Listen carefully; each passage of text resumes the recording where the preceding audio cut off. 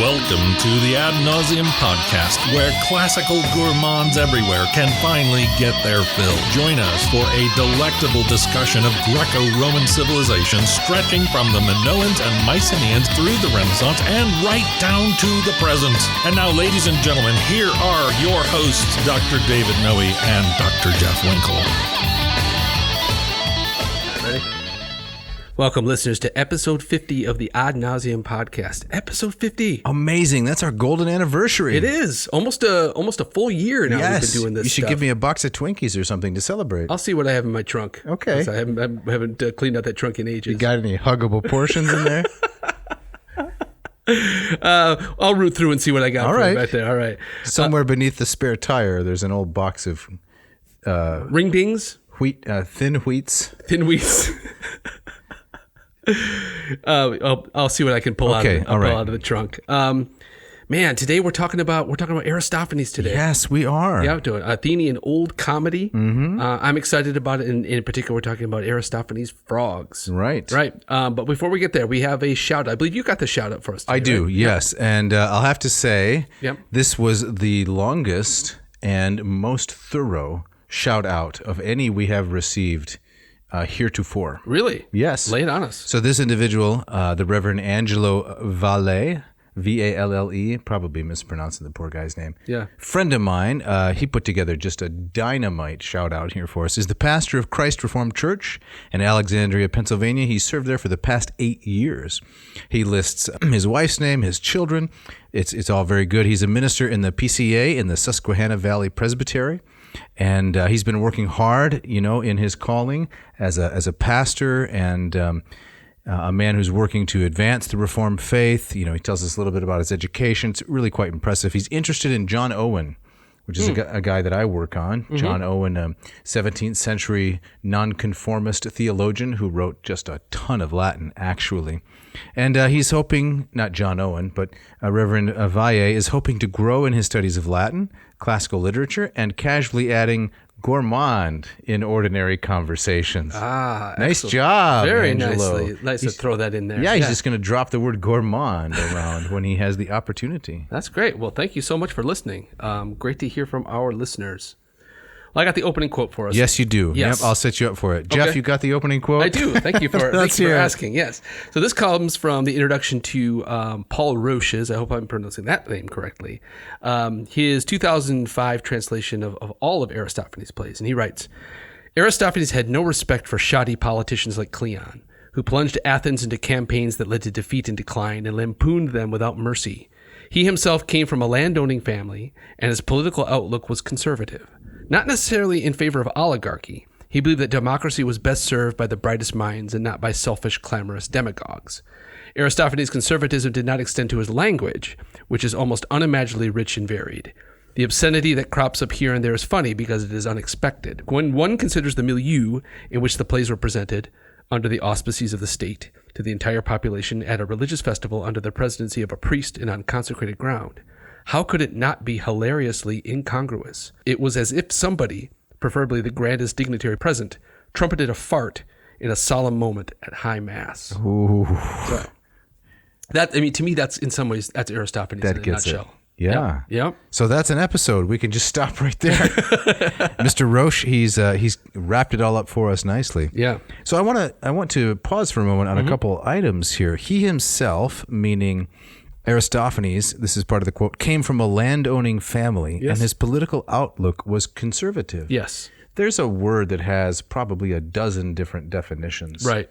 How would you take that word in this particular context? Well, Aristophanes, what made him a conservative? Yes. By what light would we count him conservative? Well, I think in some ways he was conservative in that he was suspicious of Athenian democracy to some degree, or at least what it had become by the time he was kind of in his heyday toward the end of the 5th century. Mm-hmm. I think he certainly aligns with Plato in terms of, okay, democracy, but let's at least have the best educated, the best prepared, even if he wouldn't have gone like full philosopher king. Mm-hmm. But he didn't. He thought that democracy, I think, at its root was, well, it just means 51% can have it over on the other 49. It's mob rule. It quickly devolves into an ochlocracy. Yes. The rule of the mob, like you're saying. Exactly. I might define Aristophanic conservatism in along similar lines and say that I think Aristophanes, like Cicero and John Locke and James Madison that followed, Aristophanes believed the purpose of the state was to preserve private property. Full stop. Okay. That's it. That's it. All right. And pretty much every additional threat against a person or instance of injustice is in some way connected to private property.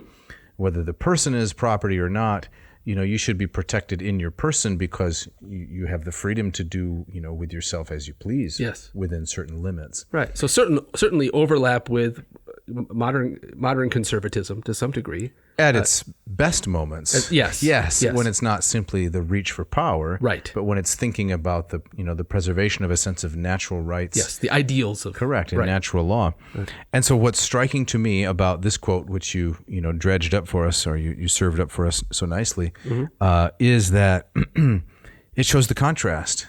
Aristophanes is on the one hand, right, an arch conservative. And on the other hand, some of his poetry has moments of the greatest indecency on the surface. Right. Many people perhaps tend to associate, say, a modern notion of conservatism with also conservatism of language. Yes. You mean the preservation of archaisms and so forth? Yeah, exactly. Or certainly being uncomfortable with profanities. And a more kind of maybe a puritanism of language. That's true. Right. And in addition, you're talking about me. In addition to not liking innovation in language. Yes. Yeah. Right. Jim Gaffigan, a comedian we both admire, doesn't speak the King James English. No. It's all slang and colloquialisms and so forth. Right. It's pitch and coming up with odd and bizarre portmanteaus, shoving things together that don't belong. Like Jerry Seinfeld, soup Nazi. This is not high diction. Right. But Aristophanes, politically very conservative, and there's just endless verbal fireworks in his plays. So, like I said last week when we were getting ready to do this episode, I don't like to really work blue. So this is going to be a little bit of a stretch for me, but I admire Aristophanes. I do too. He's a genius. He's a genius and phenomenally brave. Kind of that pulling no punches. The fact that he was not only caustically mocking the politicians of his day, but it's very likely that these politicians were sitting in the front row of the theater as he did it to their faces. They could laugh at themselves a little bit, but he was not sparing anybody. No, and he did get in trouble. And there's a lot, of course, that we don't know about him, but it does seem at the end of the day, he was untouchable. Yeah, I think that the first fine he incurred is that he used to buy whoopee cushions at the dollar store by the case. Yeah. And I think they just raised the price on him arbitrarily. They did. Just right off the top. Right, exactly. So there was way too many drachma. Exactly. He had to take his business elsewhere. That's right. He was deflated, you might say. Oh, man. Yes. All right, so what are we giving the audience today? That was a pretty long wind-up, wasn't it? Okay. So, I think the careful listener will already know what's in store for them. But we're going to talk about old comedy. We're going to talk about Aristophanes, how he's really, he is the only representative of Athenian Old Comedy whose work survives. Yes. And we have names, if I'm interrupt. Yeah, and names of others. In fragments. Right. But Plato mentions a bunch of them, but we don't have any actual plays. But a number of 11 plays of Aristophanes survive. So we're going to talk a little bit briefly about old comedy and its place in the 5th century, but then we're going to get down to brass tacks, as they say, and talk about the Frogs, which is my favorite of his plays. For me, it's right up there with the Clouds. That's my close too. Or Clouds. Yes. Okay. Yep. So who was Aristophanes, Dr. Winkle? Well, we don't know a ton about him. In fact, Roche mentions that he was came from a landowning family, so he was elite. So in terms, probably some of his suspicion of democracy was probably also rooted in wanting to kind of, hold on to family power. Should other people be able to take his property without his permission? Right. No, of course. Get off my lawn. Right. That's right. We know that he rubbed elbows with Plato and Socrates. I believe he shows up in Plato's Symposium. He is there. Yeah. He's hilarious in the Symposium. Right. So he as we might expect. He wasn't like, you hear about some kind of comedians who they have a stage persona and then off the stage they're just, shy and we're talking about you here. No, not at all. I'm the life of the party all the time. So born in 446. Yes. So it means right in the middle of kind of the high point of Pericles in Athens. Yes. Yep. The Pentakontaiteia, the 50-year stretch before the plague hit. Right. And he lived to 386. So how old is that? 60 years. 60 years. Yep. Not a long life by contemporary standards, but filled with literary brilliance. Right. And so, I mean, his chronology overlaps with, kind of roughly Sophocles and Euripides. Well, that's germane to the play we'll be talking about today. And so he was writing most of his plays during the Peloponnesian War, what we call the Peloponnesian War. And a lot of them have a very anti-war bent to them. Definitely. Frogs is not one of these. But we're going to talk about that later. A little bit, aren't we? Yeah. About some of the politics of Aristophanes, right? You might say, right. And so we'll return to this question of kind of what does it mean for him to be a conservative. Yep. And he was influential as well, right? Plato, in his portrayal of Socrates in the Clouds, he really says that Socrates' demise is attributable to the caricature, or the caricature, if you want, that Aristophanes presents of Socrates. Right. So even in the Apology, in Socrates' defense speech, Socrates brings it up. He says, you might be thinking not of me, but of the character in the play of Aristophanes. Swinging up in this basket, saying all kinds of ridiculous things. At the Thinkery shop, the Frontisterion. Right. Which is really interesting. It reminds me of how often, you'll hear people meeting their favorite celebrities and expecting them to be like their character on the sitcom, right? Yes. And then being shocked that, they're human beings. I have a couple brushes with celebrity like this. Do we have time to talk about that? I don't know. It's our show. Okay, well, go mention, would you? Okay, so there's an NBC personality whom I met in, the year was 1998. Okay. And it was in Iowa during the political season. Yes. And this NBC personality now is big time. Okay. This is before she wasn't big time then. Okay. She's pretty big. But she walked up to the place where I was, purveying, promoting political things. And she told me her name. And I had no idea who she was. She said, I'm so-and-so. I said, that's great. I'm so-and-so. She said, no, you don't understand. I'm so-and-so. I said, well, I'm still the person I was last. I had no idea. What? Can we say this person's name? I don't think so. No? Okay. No. Oh, wow. But the bird is associated with Hera. I'll say that much. The bird is associated with... Yeah. Okay. So it's an NBC personality. Gotcha. Yeah. Interesting. So I once crossed the street next to David Schwimmer. Oh, from Ross Friends. from Friends. Yes. Right. Yeah. Tiny. That's all I'll say about him. Not a big man. Not a big man. I'm guessing He's diminished in your eyes. I think if you saw probably his stats online, they'd probably been inflated a little bit. I think I did. Somebody once told him that he was listed as 6 foot. Not a chance. Not a chance. No, 5'4", 5'4" in heels. Wow. Yeah. Was he wearing heels at the time? I don't know. But I was walking across Michigan Avenue in Chicago and looked to my left, and there's Ross. Yeah. Interesting. Yeah. Interesting. That's apropos of pretty much nothing. Well, there is going to be some costume changes later on in this episode. Thank you for You're tying welcome that together. if they pay attention. 11 surviving plays. Here are some of the titles. The Acarnians, which means the charcoal makers. Yep. That's one of my favorites. Which he came out with. He was 21. 21. Incredible. Youngin. Yep. At 21, I was eating a bag of Doritos. That was my aspiration. Which you kept in a pillowcase? Yeah. That's a reference to another episode. Right. The Knights, right? The Clouds, the Wasps. The Wasps is, like many of his, about the litigious nature of Athenian society. Yes. They were always suing each other for the silliest things, and he pilloried them. Right. Have you sued anyone lately? I've never sued anyone ever. Really? Never. There's still time. Okay. Then The Peace, right? Which Yep. was about peace with Sparta, which he hoped to, encourage. The Birds, which is a philosophical and utopian. Cloud cuckoo land. That's right. Yeah. Some unpronounceable Greek sounds in that play. Yeah. The Lysistrata or the Lysistrata, women feature large in that one. Yes, they do. Yep. The Thesmophoria Zeusai. Which is almost as fun to say as what's an go. Yeah. The Frogs, which we're going to deal with today. The Ecclesia Zeusai. Which I admit I've never read. Nope. And Wealth is the last one. Which is Plutos. we think is probably his last play. Okay. Yep. So where, Jeff, did old comedy come from? Well, it's like tragedy. Its origins are a bit shadowy. When you go back that far, you're dealing with kind of rumor and foggy tradition. Yeah. But the idea is that it probably developed out of what the Greeks called the komos, Okay. which was kind of a loud, drunken song. And it developed into kind of loud, drunken songs which told a story. And then over time, it kind of developed into alongside of tragedy, alongside of kind of straight drama, as kind of a side stage to tragedy. And then it became really popular and had its own festivals and its own contests. Seems like a little bit of a Just So story. Yeah, exactly right. So, How the tiger got its stripes. right. How the zebra got its tail. Yeah. Something like that. Right. I think that, you think about tragedy as we think tragedy had its roots in the dithyramb, this hymn sung to Dionysus, and then it kind of, the chorus grows, and then actor steps out, and it grows from there. I think maybe we can't connect all the dots, but there's probably some truth to comedy kind of beginning in a kind of loud, boisterous performance, and then taking on a life of its own. Who knows? Yep. That's the komos. Yep. Aristotle, whom I like to call, as everyone knows, the best biologist who ever talked about literature, Yes. says that comedy represents men and women as worse than they are in real life.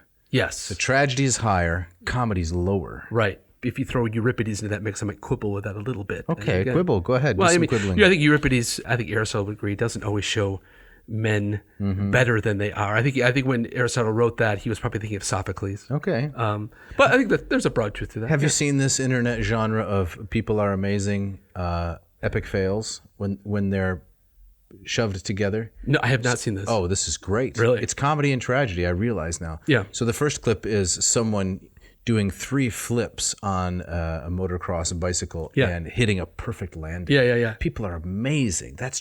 That's tragedy. Nobody could ever do that. Right. And then the next clip is someone attempting it and falling flat on his face, with potential for great personal injury. I see. So they're just shoved right together. That sounds very. That sounds. It's a juxtaposition. Right up my alley. Yes. Yeah. Okay. Yeah. So where were these comedies performed? Again, we don't know a lot about their origins, but eventually it developed to the point where they became so popular they got their own festival, the Lanaya. Okay. And so to win as the best comedian at the Lanaya was analogous to being the best tragedian at the Dionysia. Okay. Kind of the Olympics of the Lanaya was like the Olympics of comedy. And so Aristophanes made his name there. Wow. Yep. So the chorus. We got to talk a little bit about the chorus. I didn't cut you off, did I? No. It's I'm fine. happy to do that. Yeah.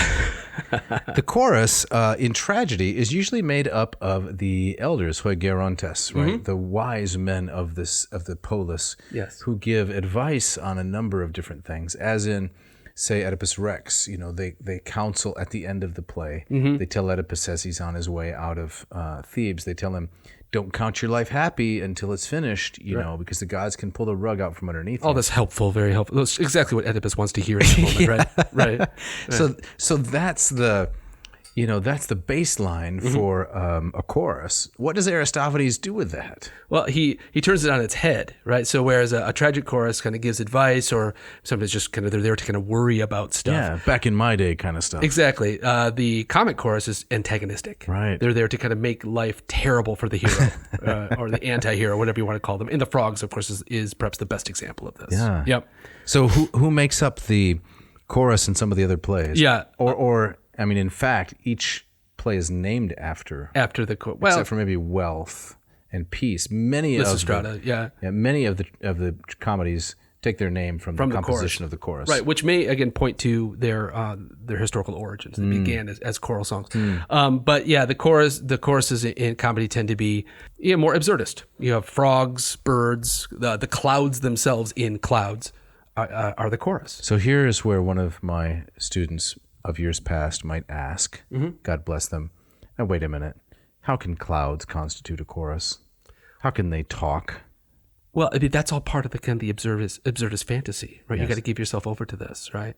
So that's a meteorological question, right? It is a meteorological. That's not a literary question. No, I don't have to answer that as the instructor in this class, right? Aristophanes answered by saying that it's actually meteorological flatulence. That's what's going on up there. Right. So the gods are suffering bouts of indigestion, more or less, and the clouds come out and speak their will. Brap, he puts it. Yes, right. Exactly right. So, on the rare occasions where I've taught this stuff in class, one of the things I like to talk about is what would be kind of a modern corollary. I mean, I think there's a lot of stuff that the Greeks found funny that just does not translate to us today, or it's so specific to a moment that it's lost. But is there anything like it? And I would say probably the closest thing that we have today is something like South Park. There's things that like animation can get away with. Never seen it. You've never seen South Park? Never seen it. Really? Told you I don't like to work blue. It's not that blue. Okay, I could maybe have a different threshold for that. Maybe.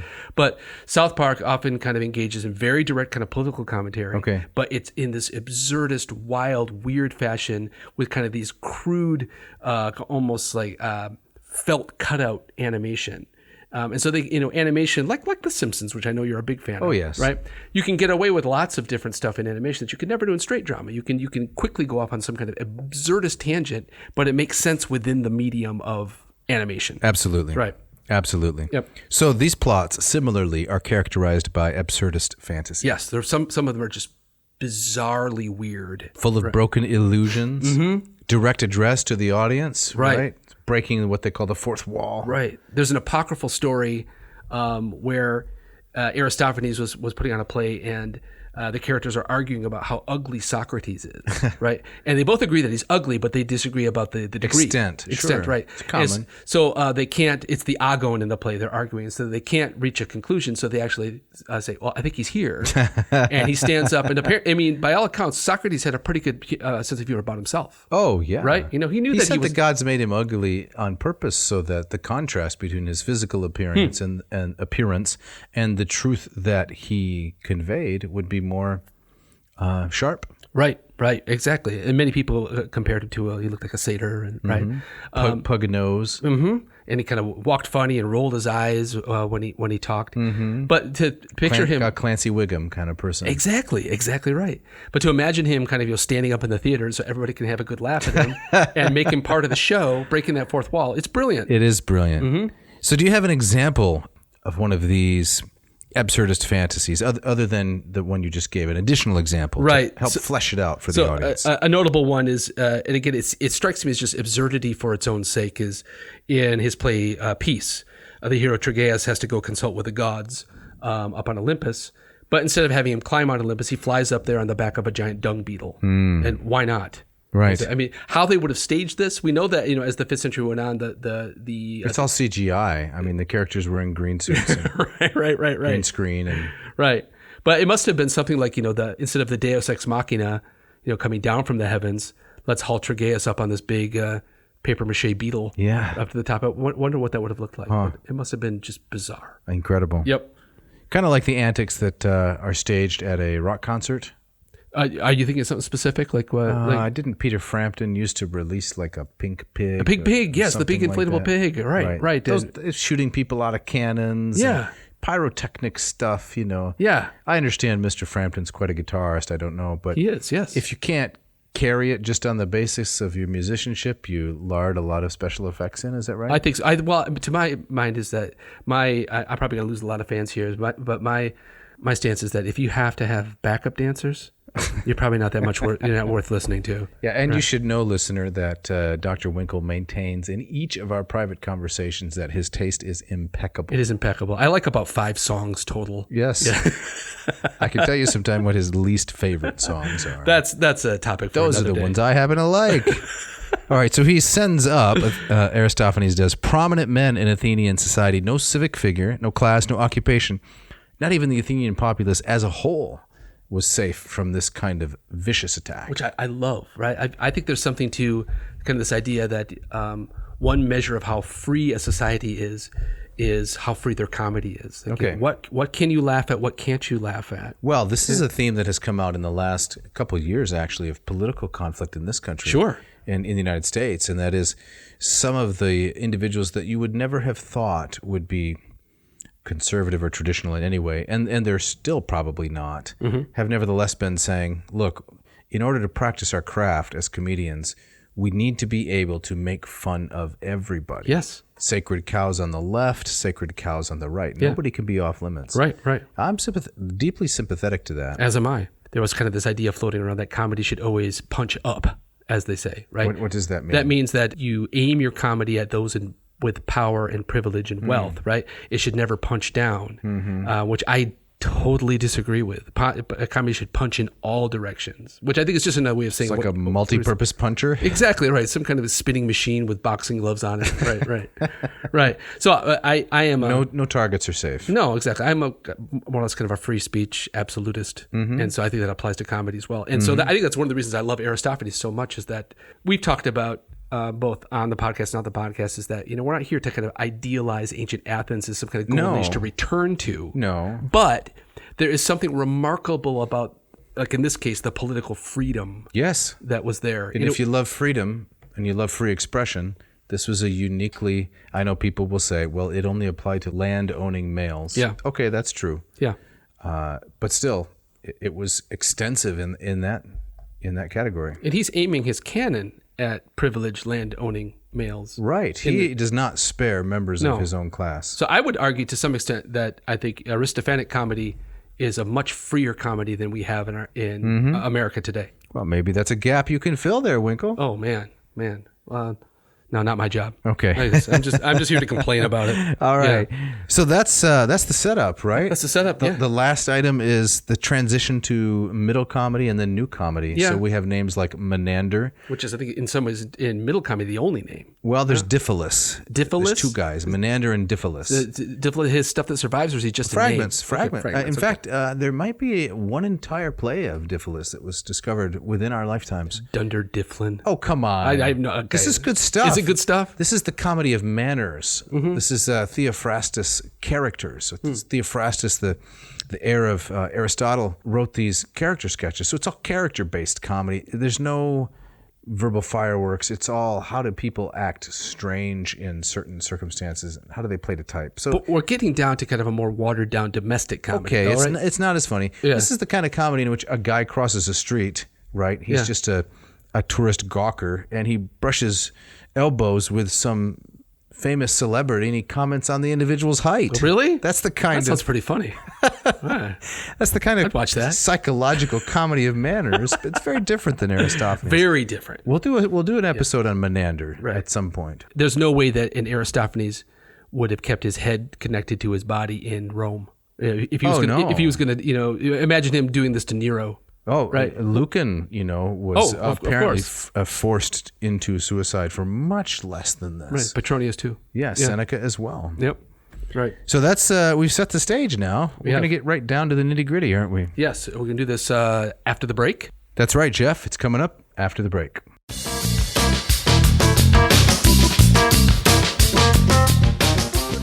This episode is brought to you by Racial Coffee. Racial Coffee in Portland, Oregon. Mark Helwig and his team have put together two fantastic coffee machines. Yes, they have the Ratio 6 and the Ratio 8. I've got the Ratio 6. You've got the 8.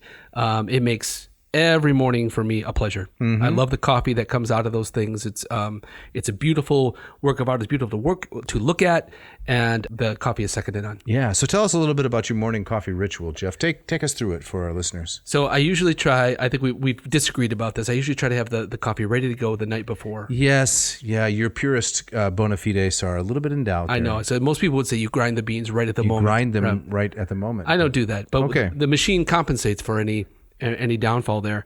So that's when in the morning I can come in, shuffle in, hit the button, and it immediately goes into the bloom stage where all of that horrible CO2 is off-gassed, into the brew stage where the water comes down through the Fibonacci head into 200 degrees Fahrenheit, right? Right, exactly. It's incredible. And that's does the 8 have kind of the double carafe? You have the kind of the... No, the 8 has the single. I've had you over for the big brouhaha, didn't I? I don't think I've ever actually seen your 8 in action. No. No. Well, yeah. So I have the ceramic cone that goes on top, and then inside of it I use a stainless steel cone. So the Ratio 8 comes with a borosilicate hand-blown glass carafe. Yes. But I've quickly replaced it with a Ratio issue stainless steel carafe like you have. Yes. Right? Yeah, so then you have the ceramic portion on the top that holds the cone, and that's where the coffee comes down through. Gotcha. Yeah. Do you use a paper cone? I use a paper cone. Okay. So I will graduate to the big leagues one of these days. Well, yeah. But I love the 6. It's the best coffee I've ever brewed. Right. And Mrs. Winkle enjoys it as well. She does, probably even more so than me. She's much more of a coffee aficionado than I am, so she loves it. Yep. So you got the bloom. Yep. You got the brew. Yes. And then when the little LED light moves over to ready, I think it blinks 3 times and you're good to go. You're in coffee bliss at that point. So what can our listeners, how can they benefit? Well, they need to go to ratiocoffee.com, Yes. RATIO, it's a great Latin word, coffee.com, and pick out the coffee machine of their choice. The 6 comes in 3 colors, right? It's got the stainless steel, the black matte, and the white. Yep. Which one do you have? I now? have the stainless steel. Right. Beautiful okay. machine. Yep. Excellent machine.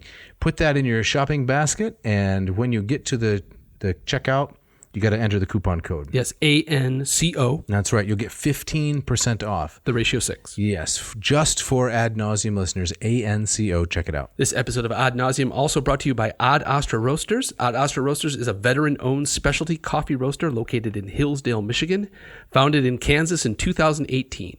Ad Astra Roasters takes its name from the Kansas state motto, Ad Astra per aspera, to the stars through adversity. Which blends do you like, Dave? You know it, Jeff. Tenebris. Tenebris still your favorite? Dark shadows of coffee. Yes. I love a rich, strong coffee. Same here. Real strong flavor. You know, kind of a coffee that'll clear the fog out of your mind in the morning and focus your eyes intently. I love that one. Yep. Yeah. I've loved everything that Ad Astra has allowed us to sample. The Las Lajas Microlat, the Huehuetenango. Great stuff all around. The poetry series is also a really great option for those wanting to read a great poem while drinking even better coffee. So what you need to do, listener, is head to adastraroasters.com. I guess I'm getting a little bossy. I should be a little more polite. What we'd like you to do, gentle listener, there we go, is head to Ad Astra Roasters, ADASTRA, roasters.com, and get 10% off when you put in the coupon code ANAA at checkout. This episode is also brought to you by Hackett Publishing. With offices in Cambridge, Massachusetts, and Indianapolis, Indiana, Hackett has been offering the public very high quality and yet affordable translations of the classics and a broad range of literature for over 40 years. Yeah, I know. One of the things my students complain about the most is the cost of textbooks, right? Yes, and steep, really steep. Yeah, but not at Hackett. Not at Hackett. Their editions are, like you said, affordable and high quality, and that's a hard needle to thread. Absolutely. What kinds of titles do you like, Jeff, in the catalog? I've loved Lombardo's translation of the Odyssey, which I've used for years. Right. Their translations of the Bacchae. I just picked up myself a couple months ago. They have a new translation of the Frogs, and it's great stuff. Doesn't break the bank. No. And I love having the stuff on my shelf. Right. We read some of their translation of Gorgias, from the 1980s on a previous episode. That's right. And I was quite pleasantly surprised at the quality of the translation after 30 years or so. Right. Still very current. Yep. And they got so tons of stuff from classical antiquity, but from many other Latin regions American and chronologies. studies. Yes. Pretty much everything. Modern philosophy, you name it. Yep. So listeners, if you go to hackettpublishing.com, HACKETT publishing.com, find the books you want. You enter the coupon code AN2021. Dave, what do they get? They get, you ready for this? I'm ready. 20% off. That's huge. 20% off. Yeah, but that's not all. You're not going to, well, let me just please go on. expostulate for a moment. You're not going to get that kind of a discount at virtually any other bookseller. Nope, no way. It's incredible. And here comes the even better part, free shipping. Free shipping. Yeah, you can't go wrong. You can't. These guys have been with us from the beginning. Right. They're supporters of the classics. Yes, big time. And they do it better than anyone I know. Absolutely. Check it out.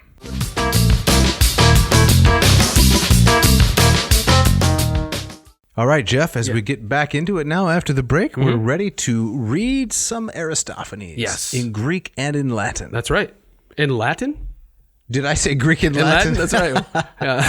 No. In Greek and English. Greek and English. Yes, breathe easy, audience. Right. So yeah, we're talking about the frogs.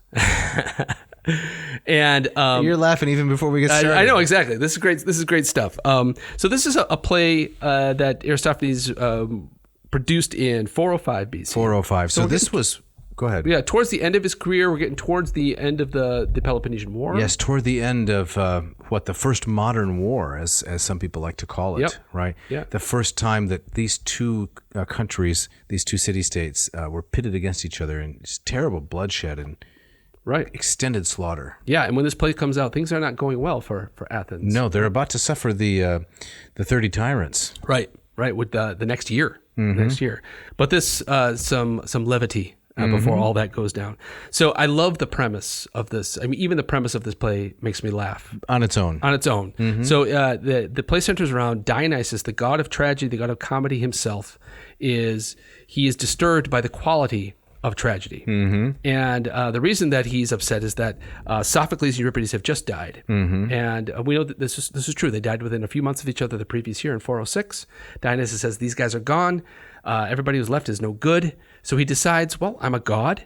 I'm going to go down into Hades. And I'm going to bring Euripides back because that's, at least as the play begins, that's his favorite. And so we're talking about the big three here. Yes. It's Aeschylus, Sophocles, and Euripides. Right. So Aeschylus died in, I believe, 456, so a number of years before this. Right. But 50 years on. He's the old guard. He's the old guard, first generation.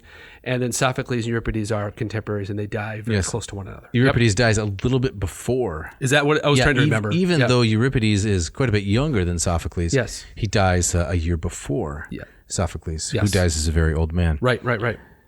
So the play opens with that, with Dionysus and his clever slave, Xanthias.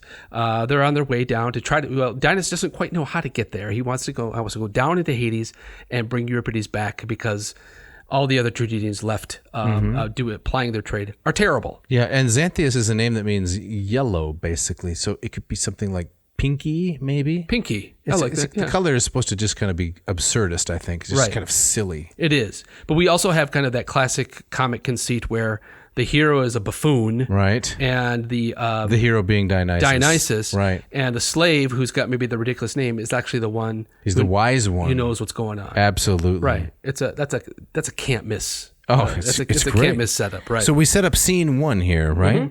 Yep. So we entered Dionysus and Xanthias from one side of the stage, slowly moving toward a door on the other. Dionysus is dressed like Heracles, carrying a club and wearing a lion skin over a bright, frilly yellow cloak. Yes. And wearing tall, delicate leather boots. He is followed by his slave Xanthias, who grunts and plods along, weighed down by a ridiculous number of bags. He notices the crowd and speaks. Now we should say that none of these the surviving manuscripts have stage directions like this. So this is what you're putting in? This is speculative, right? Right. And we should tell the audience this is an original Winkle here. It is. Yeah. You translate. When did you translate this? This is maybe 8 years ago. Okay. But so much fun. So much, really, really difficult. And we'll see along the ways as we read this. I took some liberties. You of all people taking some liberties? I think to translate Aristophanes to a modern audience, you have no choice. Okay. If it was a straight kind of 1-to-1 kind of thing, it would not be funny at all. It would read like some of the 19th century translations. Right. Hey, let's do some of this. All right. Hey, who do you want to be? I'm going to give you the choice: Xanthias or Dionysus. Which author has the fewest number of profane and obscene and vituperative jokes? Well, It's a dead heat. So let's distinguish for our audience the difference between profanity and obscenity. Okay, please do. That we pause for some pedantry. Yeah, okay. Okay, so obscenity is what takes place, in front of the scene, right? And skynum. It's the kind of ridiculous barnyardish kind of humor. Yes. That's obscenity. Profanity is treating something holy as though it's ridiculous. It takes place in front of the shrine, Right. Profanum. Yes, exactly. So I'm fairly comfortable with obscenity, yes, in controlled doses. Yes. Not quite as comfortable with profanity. Well, what do you make of the idea of Aristophanes treating this god like an idiot? Isn't that profane? Well, I don't mind profaning false gods. Oh, okay, gotcha. I do that all day. All right. But it's swear worth noting by that Zeus, by Jupiter. The very premise that Aristophanes put forward for an ancient Greek would have been considered at least profane on some level. Yeah, that's true, because they really believed in these gods. Yes, they did. Fortunately, I don't, so it doesn't count as profanity. So let's profane away. All right. So you didn't choose a guy. I'll be Xanthias. Please start us off. Holy crap, master! It's an audience. Should I say something? How about one of my classic gags that always leaves them rolling in the aisles? Oh, all right, I guess. Only none of those ones where you keep saying you have to whiz. Good heavens, those are stale. Okay. What about any of my other ones? Well, have at it, except the one where you're prancing about holding your butt cheeks, screaming about how you've got to fertilize the landscape. I'm gonna blow! I'm gonna blow! So not funny anymore. So it's already very juvenile. Yes. From the beginning. So there's a name for this kind of humor. What's the name you're thinking of? Scatological. Scatological, yes. Scatological, that Yes. which has to do with the bathroom. Right. And it's my theory that scatological humor is funny at every age. Really? I have yet to meet a person, very young, very old, who doesn't laugh at bodily functions and the noises they make. Yeah, you're talking about men. Yeah, there's plenty of women, I think that. Really? Yes. No, I don't think it chooses a gender. Well, we'll have to disagree about that. Okay. We've been here before. I'm getting deja vu. We've talked about this before. No. So how does Grandma Winkle feel about these things? Let's not go there. All right. What I love about this is Dionysus and Xanthias are aware that they're in a play, right?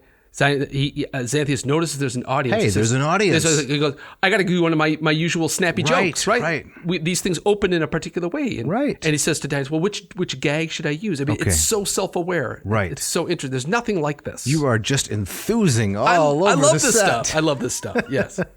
Right. So set up the next one. Yeah, so Dionysus is one of the reasons he's dressed like Heracles, or the reason is that he knows that Heracles went down to get Cerberus, right? So he says, well, this guy knows his way around Hades. Right. And so I'm going to dress like him, I'm going to act like him, and then actually go to his house to get some advice about how to go down there. So they go to Heracles' house. Shea Heracles, because he's been there before, down in Hades, and they have a riotous, ridiculous back and forth. Can I be Heracles here? Or you continue on as Dionysus. Right.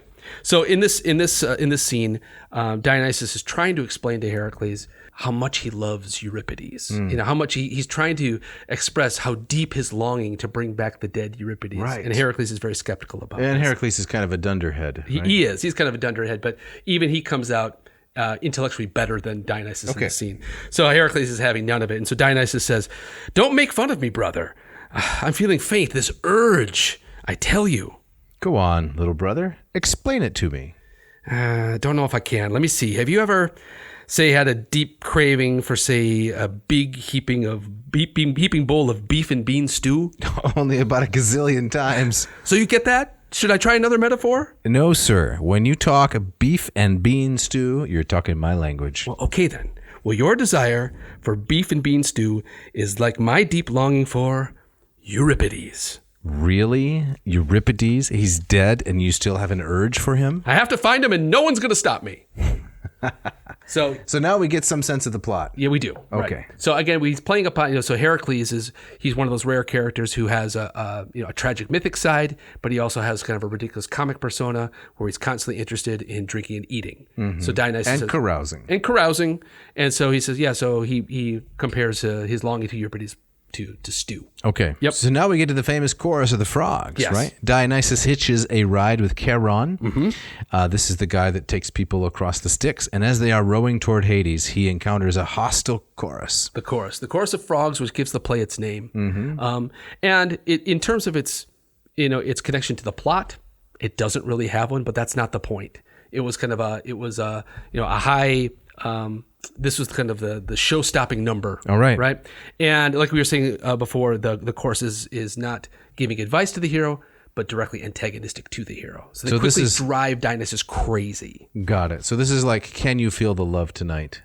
Yes. In The Lion King. Exactly right. And you're surprised. And as irritating. Yeah. Yes. All right. So clip number 3, we got the chorus of frogs here, don't we? We got the chorus of frogs versus Dionysus. Now, Okay. Let me be the frogs. Oh, please do. Did you want to be the frogs? No. This is great. All right. You ready? Yep.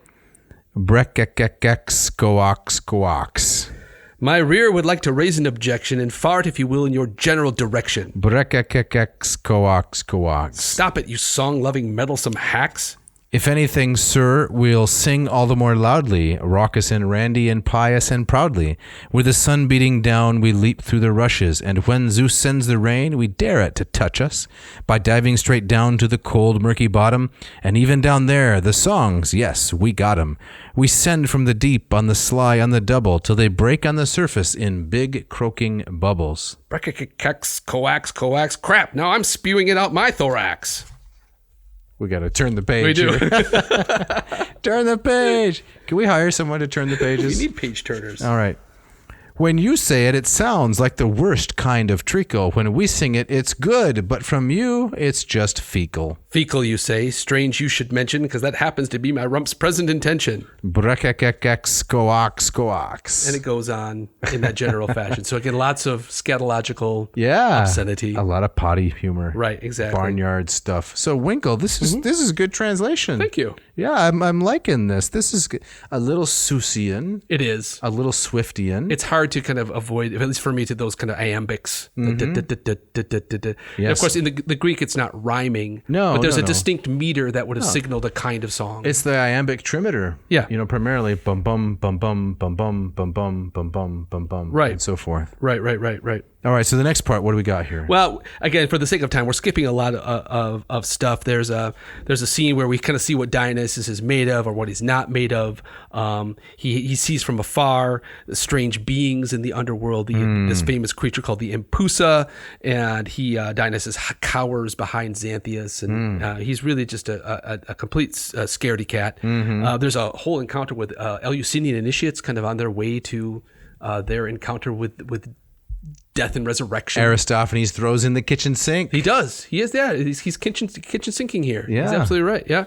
But finally, they make it down to the underworld. Should we go on to number 5? What do you think there? Let's see here. Yeah, I think for time we should do this. So we got to get to the bottle of oil. we do have to get to that. That's my favorite scene. Mine too. Right. Right. So Dionysus is still dressed like Heracles. Okay. And so thinking that's going to be kind of his ticket into the underworld, they both get different reactions to this. And so when Dionysus is dressed like Heracles, all the people in the underworld remember is all the terrible things he went down on there. And so Dionysus forces Xanthias then to dress like Heracles, thinking that he'll get the same treatment. But then whoever comes to the door treats him like a hero. So it's costume change. It's costume change. It's kind of mistaken identity. It's a classic comic conceit.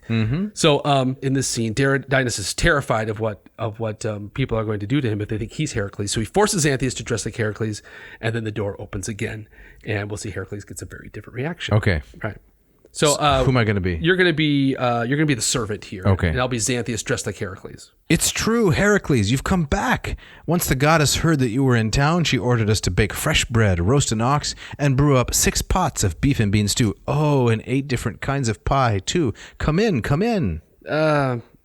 Thanks, but... By Phoebus, I will not let you leave. I forgot to mention the roast chickens, the blueberry pastries, and the sweet wine. Please, do come in. That sounds great, but really... You're kidding, right? You're not getting away. Did I also mention that there's a flute girl waiting for you inside, drop-dead gorgeous, I might add, as well as any number of dancing girls, too? Oh, dancing girls, you say? Heels a clicking and ripe for the picking. Come inside already. They're setting the table, and the steaks are just coming off the grill. Well, I should really say hello. Tell the girls I'm on the way. You there. Attend to the luggage. And so he's yelling at Dionysus, who's playing the role of the servant. Okay, so I may be a little bit lost here. Help me understand now. Yeah. So this is Xanthias in disguise as Heracles. Yes. And he's getting the royal treatment. Yes. But now Dionysus is going to get the shaft. He's going to get the shaft, right? Even though he's dressed as Heracles. Well, no, so Xanthias is now dressed like Heracles. So Dionysus forced him to dress like that because when they first opened the door, the servant says, "Oh, you stole Cerberus. We're going to get you. All the trouble you caused on." So then the door slams shut. Dionysus says, "Forget it. You're dressing like Heracles." I think it's the opposite. It goes back and forth this way. Okay. And it's great. It's ridiculous. It's kind of classic slapsticky humor. Oh, I love it. Yep. This is like the Marx Brothers. Yes. Fredonia. Which I think is another great corollary to Aristophanes. Of course. Yes. Right. So where are we headed next? Should we go to the old comedy rap battle? Yes, exactly. Okay. Yep. So it comes down to, so remember Dionysus is down there to get Euripides. Because tragedy's in a sorry state. Yep. Got to bring somebody back. Right. But when they learn down there, one of the servants, I believe, tells Xanthias, "Hey, there's a big throwdown coming." And There's Sophocles is too kind of above the fray to get involved. Okay. But Aeschylus and Euripides are going to have at it to really kind of see who's kind of the king of tragedy. So Dionysus says, okay, this is a great opportunity to kind of have my question answered. And as the god of comedy, as the god of tragedy, I'll oversee this kind of throwdown rap battle. All right. Yep. And so here I think we should probably talk a little bit about kind of the conventional differences between Aeschylus and Euripides and what would have made this such a great agone. Okay. Do you want to say a little bit about that? Allow me. Please. So here I'm going to quote from H.J. Rose, someone whom I've mentioned before. I've used his work in my classes very often in the public domain. This is the Handbook of Greek Literature. So he describes Euripides this way. Euripides' gods may be roughly divided into two classes. Some are embodied criticisms of the still prevalent popular views, meaning the Homeric views, the poet's unbelief in them, and the actions imputed to them, showing itself in every line they utter. Others are rather personifications of natural, or more often of psychological forces, passion, asceticism, madness, fanaticism. For the old themes of divine vengeance and divine justice are substituted the newer ones of right and wrong in general, great laws to which any being, god or man, must conform or stand condemned. Right. So a much more secular. Yes, it's modern. Modern, yeah. So the gods may exist, but what we really are concerned about is how we're going to behave as human beings. Right. This is Euripides' concern. Exactly, right. And those notions of kind of what's right and wrong exist independently of the gods. Definitely. Not coming from the gods. No, so this is in contradistinction to Aeschylus. Yes. If I could read a little bit of Rose Please again. do. Yep. This is page 159. Quote, the chief theme of the Persians and of the trilogy to which the seven against Thebes belonged may be said to be the judgments of God on the sinful and presumptuous, the riddle of the Prometheus, but the poet's most developed and original thought is contained in the Oresteia, that is the trilogy about Agamemnon. Yes. Practically, Aeschylus was a monotheist, not that he denied the existence of other deities, but that he subordinates all else to Zeus, including the gods who were before him. He had no dogma of the immutability of deity, but seems rather to suppose a sort of divine evolution. The supreme deity is perfectly wise, beneficent, and just. His ways are past finding out is insisted upon in the earliest surviving work. I think it's really interesting that Rose uses kind of the language of monotheism there. Yes. I hadn't thought of that, but that makes a lot of sense. I think it's accurate. Yeah. I think it's accurate. So Aeschylus is breathing a very different air in a very short period of time from that of Euripides. Yeah. So you said Aeschylus died in... I think 456. 456, right. So between then and Euripides' greatest success, the world changed a lot. In Athens. Huge changes, right. And so, yeah, that's a great way to kind of set up the tremendous contrast between these two men. And so using the absurdist fantasy of comedy, we can have them go head to head. Okay, let's do it. All right. So let's start this off. We're going to need a third voice. We need... Because we've got Euripides, we've got Dionysus, and we've got Aeschylus. Okay. So you're going to do two voices here? I'll do two voices. All right. So who do you want to be? I'll be Aeschylus. I'll be the representative of old stodginess. Okay. All right. So we'll start this off. So Euripides says, everyone stop talking. I'm not giving up this chair. I'm the better poet, and I know it. Dionysus. Aeschylus, why aren't you saying anything? How do you answer this claim? Wait a minute. What? That's the same voice. Oh, you wanted me to do a weirdo, like I'm reading to my kids kind of voice? What? So you only read to your kids as a weirdo? Well, I mean, you wanted me to put on some effect there? Yeah. Aeschylus, why aren't you saying anything? So, I don't know what you're throwing. What do you want me to do here, Noe? It's working. Okay. This is gold, Winkle. This is gold? All right. Euripides? Where are we? I don't even know where we are. Euripides says, please. Please. I know what he's up to. He starts every one of his tragedies with his garbage, a long, solemn pause to make sure everyone sees how lofty and pious he is. And Aeschylus was famous for these silent characters on stage, right? Dionysus, watch your tongue, sir. You might want to take it down a notch. Euripides, look, I've watched and studied this guy for decades. His character is crass and tongueless and toothless. His mouth is a maelstrom of guttural gribble, grabble, grobbly grunk. Aeschylus, is that right, you son of a garden goddess? You have the nerve to say that about me? You rag-stitching, gossip-kvetching, beggar-bewitching mountebank? You'll pay for this. Dionysus, calm down, Aeschylus. You'll pop an ulcer. I will not calm down, not before I reveal this poet of cripples and freaks for who he really is. And Dionysus, boys, bring in a black sheep for a sacrifice toot sweet. A storm's about to blow. All right. All right. So they're already kind of at each other's throats before the contest even really begins, right? So where do you want to? I mean, there's a ton of stuff here. Yeah, let's go on to clip 10 here. 10. This is the this is the best part. This is the creme de la creme, the Flos Lactis. Let's have it. So now they're gotten to the point where they're not just trashing each other. They're trading lines from their various tragedies, and Dionysus is going to see how they compare to each other. And I'm going to read a little bit of Greek when we get here. In fact, maybe I should read a little bit of it now. What do you think? Yeah, sure. Yeah, this sounds great. Let's do this. So where are you going to read from? Well, I'm going to read, this is line 1206 and following from Aristophanes. And I'm going to try to imitate the meter to some extent. It's not going to be great, but here goes. So I'll read Euripides, and maybe you can read the Aeschylus part, the Lekuthianapolisan. Sure. All right.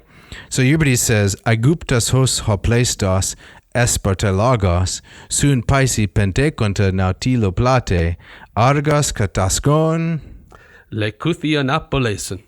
Tuti ti ein ta lekuthion un clausetai, legeteron auto prologon hinaka gnopalin. That was Dionysus. And then we have Euripides again. Dionysus hos thur soisi kai nebron dorais kathaptos en peu kaisi par nason kata peda chorewon Lekuthianapolisan. And then Dionysus, oi moi, the plague methouthis supa tes lekuthu. So we should probably explain to the audience what this means. So Aeschylus claims that Euripides' meter is so predictable that he can end any one of his lines with this phrase Lekuthianapolisan, which is he literally lost his little bottle of oil. Yeah, lekuthion is just a little tiny bottle you'd stick some oil in. Lekuthianapolisan. So he says he can take down Euripides, whatever he says, with this little bottle of oil. Right. And so let's do clip 10 here. Okay. So what do you want to be here? I should be Aeschylus again. Okay, Aeschylus. Okay. So again, we have 3 voices here. Yes, you're going to be Dionysus, and then you're going to be Euripides in 2 different voices, right? Yeah, I'll do my best. All right. So Dionysus, he hears about Aeschylus' plans. He says, "Oh, this sounds good. Euripides, you've got to recite something." So Euripides says, "Aegyptus, as the tale is told, with 50 children there in his boat, once in Argos, mislaid his bottle of pomade." That's the Lekuthianapolis. Yeah. Euripides, "What are you doing? What is that? Bottle pomade? Watch yourself. You'll regret it." Dionysus, "Recite another one. I want to see him do it again." Euripides, "Dionysus, who in skins of fawns, while thirstest midst Parnassian pines, leapt to dance and..." Mislaid his bottle of pomade.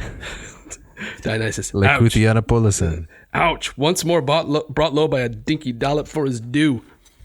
And so it goes on, and Euripides just gets angrier and angrier and angrier. From what I can see, it goes on for, if I remember, 50 lines or so. That's right. There's almost nothing that Euripides says that Aeschylus can't polish off with little bottle of oil. Here it comes again, Lekuthianapolisan. He just takes that gag and he beats it into the ground. That's but right. It's great. Yes. It's great. It's really, really great. Yep. That's great stuff. So the listener really has to go read the play. They got to get the Hackett edition or one of these because yours is not widely available yet. It is not. It's on my computer. Right.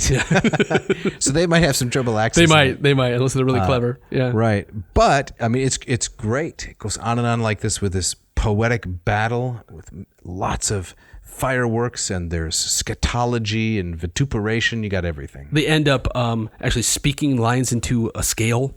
And to see whose is heavier, whose words are weightier. Right, exactly.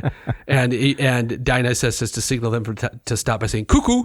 It's just wonderfully ridiculous. It's ingenious. So let's wrap up and see what happens here at the end. Okay, right. So at the end, Dionysus is still torn. It's like, well, I came down here for Euripides, but now we got Aeschylus, this guy here, and so it comes down to Pluto, the god of Hades, Hades himself. Says you've got to decide. So let's want to do this last clip? Yeah, and I think Sophocles is still alive. In fact, this is one of the ways that we know to date the death of Sophocles. Is that right? That he's not down there. That's part of the theory. Of the gag. Okay, gotcha. Right. So you've been playing Dionysus all along. Do you want to continue with Dionysus? No, why don't you take Dionysus? I'll be Pluto. Okay. Yeah. All right. So Pluto is the god of the dead. So Dionysus says, both men are dear to me. I can't decide. I don't want either of them to hate me. One I find to be wise, that would be Aeschylus, and the other I get such a kick out of, that's Euripides. And Pluto says, So you're not going to take the man you came down here for? What if I choose the other guy? Well, take whichever you want and go. You wouldn't want your trip to have one big waste of time, would you? Bless you, sir. Look, I came down here to get a poet. Why, you ask? Well, so that the city herself might be saved and keep putting her plays on the stage. Okay, then, this is what we'll do. Whichever of you can produce the best advice for the city, that's the man I'll take back with me. And who is that man? That man turns out to be Aeschylus. Aeschylus, old school. Yeah. Conservative. Exactly. Right. The guy who believes in the traditional gods of the city, the guy that doesn't bring every beggar, slave, misfit, these are Aristophanes ideas, you understand, onto the stage dressed in rags and so forth. Euripides, famous for his plays about unconventional persons. No, Aristophanes says Dionysus wants Aeschylus. Aeschylus. And so that goes back. Euripides is raging mad. But he's shown to be kind of in some ways a lightweight. He's got nothing to really offer the city. These modern kids these days, they don't know what a real poetic battle is. That's right. He's better off down in Hades. So what's the final conclusion then here? Well, Dionysus, he finally decides to take the poet who gives the best advice about how to save the city. Euripides gives cleverly worded but essentially meaningless answers, while Aeschylus provides more practical advice. And Dionysus decides to take Aeschylus back instead of Euripides. Pluto allows Aeschylus to return to life so that Athens may be helped in her hour of need. Again, we're in the dark days of the Peloponnesian War.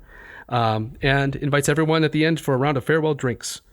Before leaving, Aeschylus proclaims that Sophocles should have his chair while he is gone, not Euripides. Yeah. I love it. So let me sum up, if I may, with a Rose quote. Yes. Yep, while the bloom is still on. Yes. So this is Rose 231. He says, "The hero of an Aristophanic play is the average man. Despite all the lusts, passions, and poor thinking of the person, he's fundamentally good and honest. Of all surviving Greek authors, Aristophanes is one of the most moral and sympathetic, while remaining in many places, superficially, one of the most indecent. Yes. With all the scatology, the phallic humor, the flatulic and vituperative humor." Right. Right. So there you have it, right? The arch-conservative who's hilariously funny. That's right. That's a rare combo. Definitely. Yep. Great stuff. Hey, this was a lot of fun. This was fun. A lot of fun. I want to do more Aristophanes. We'll have to come around to clouds because I learned tonight that that's your favorite. Well, I really like it. I like the Thinkery Shop. The it's great. Frontisterion. And we'll have to do a comparison of Aristophanes to the Marx Brothers. Yes. who Absolutely. are genius. Right. Of course. We both of us share that that interest. Yep. But really, we got to get out of here for tonight, don't we? We do. The vomitorium is closing down. Is someone coming in here to? They got to re-chalk the lines here, don't they? In the vomitorium or something. Right. Exactly. I thought we had a more permanent place here, but no, they got to smooth out the pitcher's mound and lay down the chalk to third base. Right. We're right in like in left center field. We don't belong out sweep here. up the old hot dogs and the that kind of thing. Get it? Yeah, we got to get out of here so they can get in. But thanks as always to Mishka, our sound engineer, who does such a great job. Puts this all together. Makes us sound better than we are. Who else we got to thank? Well, Ken Tamplin, who composed and produced the bumper music for our ads, also the music at the beginning and the end, where the guitar is played by Mr. Scott Van Zen. Yes. Screaming blues guitarist. You know, he sounds like a cross between Eddie Van Halen and Stevie Ray Vaughan. Yeah, that's very apt. Yes. Well, thank you. Yeah. He's a phenomenal guitarist. So thanks, Scott, for sharing your music with us. Yep. You want to talk about the Moss method? Well, of course I want to talk about the Moss method. Drop it on us. If you want to go from neophyte to erudite, you got to check out mossmethod.com. So the program I have developed, now is the time to take advantage of our back to school offer. It's coming up real soon. I'm going to be holding office hours this fall to help you learn the Greek language. I mean, let's really get serious about it. If you've made some false starts before, you can have a clean slate now. Check out my program. It's $299, 40 lessons in Module 1 with homework assignments, quizzes, exams, but most of all, my expert guidance to take you all along the way. That sounds great. Listeners, drop us a note. Jeff@adnauseam.com, Dave@adnauseam.com. Don't forget the V. Don't forget the V. We'd love to hear from you. Give us some show ideas. We've gotten so many wonderful responses from you all. It's the best way. If you want to get a shout out, if you want to be mentioned on air, right? Let us know who you are. Give us a little bit of criticism. Yeah, we like to praise more. Let's be honest. That's true. Just be frank. Be frank. Absolutely. Let us hear it. Yep. All right, Jeff, so what else do we have before we wrap up episode 50 today? There's some sort of thing, isn't there? There's some sort of special thing? Well, at the beginning of this episode, one of us mentioned that the other one ought to give him a box of Twinkies. Remember that? Yeah. To celebrate the golden anniversary? So yeah, you owe me the box, I believe. Well, whatever. We got something better for these folks. And, oh yeah, that's right. Stickers. That's right. Yes, ad nauseum stickers. Ad nauseum sticker. It's a nice little 2x2 sticker with nice little rounded edges. It's square. And here's what we're going to do, listeners. We got to pay the bills. So go to our site where we offer our merch and add one to your little cart. $3.99. It's an impulse buy, right? Right. Can you get a donut for $3.99? Oh yeah, are we a pretty special? It's got to be a special donut. Yeah, bacon exactly. on top. Right. Add that to your cart, and limited edition. We've got 500 of these printed, and we will send you the ad nauseum sticker with signatures. We're getting some flunky to do this for us. No, you and I are going to hand sign. We're hand signing all of them. All 500 of them. All right. Personalized note, $3.99. Show the world you're taking in the classics and keeping it down. Keeping it down. So what's on tap for next week? Well, Jeff, it's TBD again. It's to be determined. Right. Yep. We just want to hold things in abeyance and make sure we give the audience a great show. Sounds good. So, Jeff, you have the gustatory parting shot this week. Yes. This comes from a certain Richard Wood Baldwin, who once said, "Cannibals love their neighbors." Indeed they did. Thanks for listening. Thanks.